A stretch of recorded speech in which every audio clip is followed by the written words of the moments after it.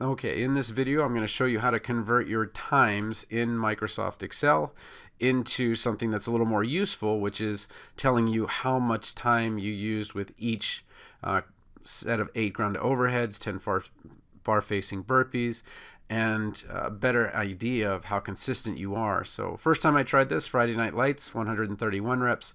Second time was 149. A lot because the plates were those kind that drop and they just stay there. It didn't really go anywhere. There was no bouncing around, and that really helped a lot to deaden it. But I took my times, put them into an Excel spreadsheet, and what I did was I created this sheet so that I can put in just my times here, here, here, here, and so forth, just as it is on the sheet, and then it'll calculate how long it took me to do that round, then the next round, then the next round.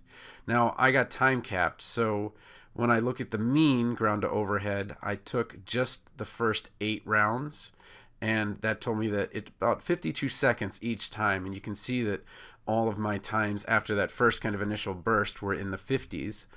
And then I really stayed right around a minute, except for, that last one where I kind of got that last burst to try to get as many done as I could.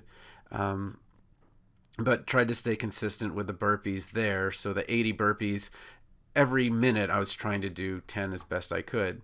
But I created a second grid with completely fictional times for somebody that didn't get time capped.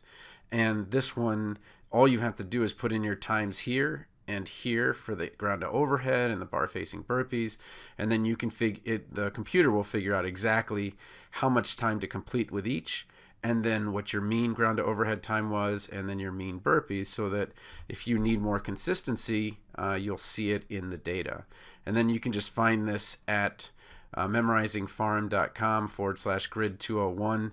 I just didn't know where else to put it. This is just my web page for my books, but that Excel spreadsheet is right here.